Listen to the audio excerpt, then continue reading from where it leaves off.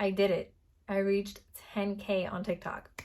This is by no means trying to say that I'm like a huge creator now, but one of my goals for the month of May was actually to reach 10,000 followers because I've been posting content for a year already, and I just feel like it hasn't blown up the way I wanted to, and I just knew not to give up, to continue, that the time was going to come, and the time is officially here.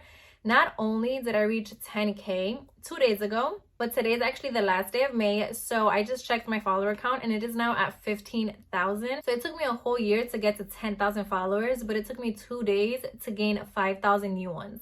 I've been posting content for many years now, but I didn't decide to actually take it seriously until last year. So I will say that I have quite a few experience of posting content and failing, and now I feel like I can actually say I've learned so many lessons over the last few weeks that has, I think, helped me to reach my goal, and I would love to share them with you guys. So let's get started.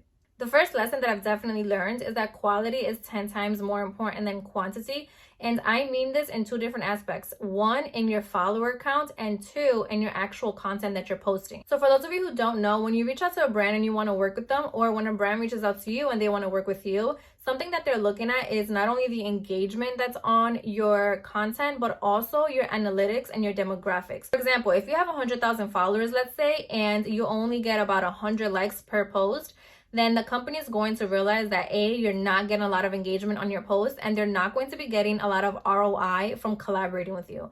ROI is just a return of investment, because when a brand works with you, they're investing in you to basically promote and showcase their brand. And if they're not going to be getting any real sales or business from working with you, then why would they work with you? Even though, yes, you do have 100,000 followers, those 100,000 followers are not translating to sales. So your follower count is not going to matter to the brand. Another example as to why your analytics are so important to brands is because if you want to work with a bikini company, let's say, and they see your numbers and they see that the percentage of women following you is much less, like for example, 20 or 30%, and you have mostly only male followers, that's going to matter to them because they're trying to work with you, or you're trying to work with them on a bikini collaboration for women. And if a lot of women are not either engaging in your content or they're not following you, then obviously they're gonna know, once again, they're not gonna get any ROI from working with you. If you have a small amount of followers like myself, I promise you, do not get discouraged, because you can work with huge brands. It's your content and your numbers that really matter, not necessarily your follower count. I've done this twice already, where I go through the entire list of followers and I remove any spam accounts or any male accounts, to be honest, because unless we're friends and family and I actually know you, there's no real reason why men should be following me, because my content is not geared towards men. It's geared towards women, and I want women to follow me because, again, it's going to reflect 10 times better on you if you have predominantly a woman following when you're going to work with a woman geared product. Like I mentioned, there's two parts to quality over quantity, not only the follower count, but the content. So something that I definitely realized is posting every single day does not matter if the quality sucks.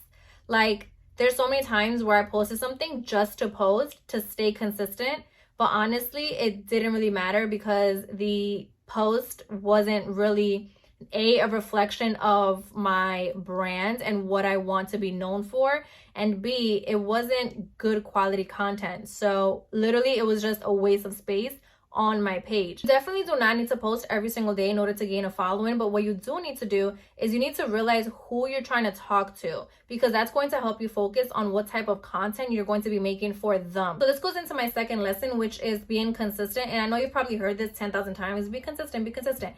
But for me, that doesn't mean posting every single day. That honestly just means posting quality content that is going to be a reflection of what you want to be known for. There's actually an influencer, and I'm pretty sure she's like a social media manager, I think, or she has her own brand. But her name is Tess. I'll insert her right here so you guys can see. She has amazing content, and something that she likes to say is being consistent is not showing up every day. It's showing up with the same energy. She goes on to say that being consistent is how you make your followers feel every time they watch your content. But being consistent is obviously like a common sense lesson, because if you're not posting, then how are people gonna find you, you know? Another lesson that I've learned is to create more than I consume. I know this is kind of like duh, but I didn't realize I was just mindlessly scrolling so much instead of actually posting. Like, you're watching so many other people live out your dream, buying houses, buying cars, doing all of these fancy things that you also could be doing if you just posted. Stop consuming other people's content as much and create more. This reminds me of the saying, the grass is always greener on the other side. However, the grass is always greener wherever you water it. So yes, there's so many content creators that are blowing up. However, you can also blow up. You just need to focus on yourself and create content just as much as you're actually watching other people create content. Once you start posting and you've reached 1,000 followers, go on live as much as possible. I feel like going on live is honestly like a cheat sheet. Every single time I go live, automatically I gain 20 to 30 followers. Now, I will say I haven't gone on live as much as I should, but I will say when I feel like I'm not going to reach my goal, which is definitely what I did in the month of May, I went on live a little bit more often.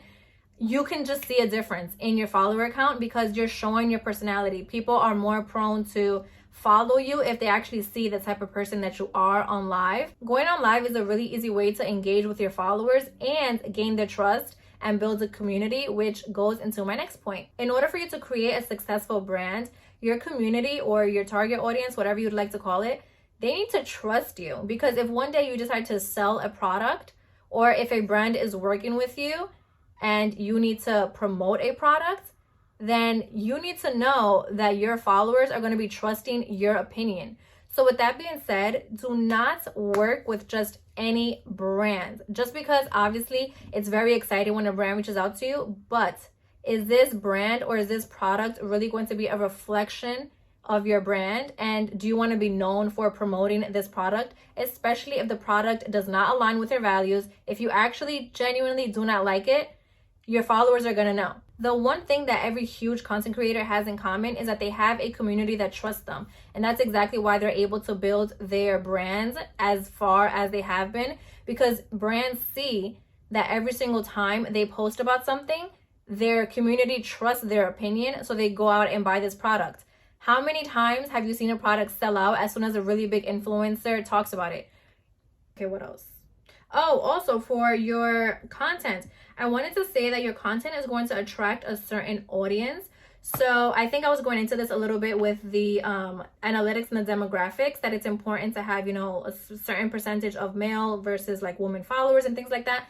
But your content that you're posting is also going to attract a certain type of audience. So you want to be mindful of that. This also goes hand in hand with collaborations that you'll be getting along the road. Because if your content is mostly gardening, let's say, you're not going to be attracting companies like L'Oreal or Maybelline, whatever, like fashion companies, makeup companies. Why? Because you're posting about gardening. So you want to be mindful of what type of brands you want to work with and create your content geared towards those companies, because the majority of the collaborations that I get are inbound, which means that the brands are reaching out to me.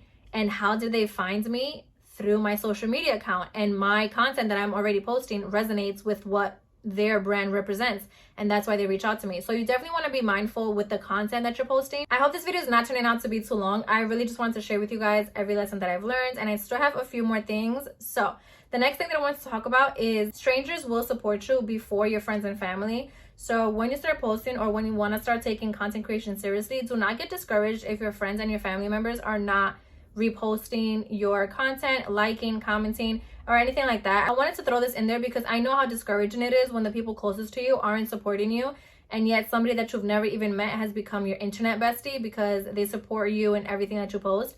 Yeah, it's most likely going to be like that. So you really need to just not give up and believe in yourself. And strangers definitely will be supporting you more than the people that you think will support you on your journey. A little tip or a little lesson that I've learned when it comes to the actual creation of content is to not put all of your eggs in one basket. So you definitely do not want to put all of your information in just one video.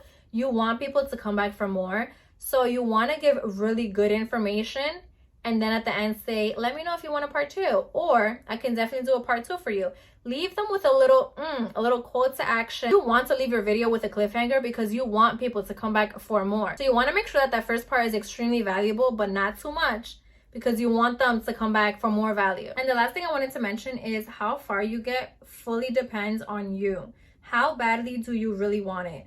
And when I did this little mindset switch is when I really started to see a difference in my content and how quickly it's starting to like blow up, because I want this bad. Now that I've come to the conclusion that I want to do this full time and that I'm capable of doing this full time, the change in my mindset has been insane. I'm constantly thinking of new ideas.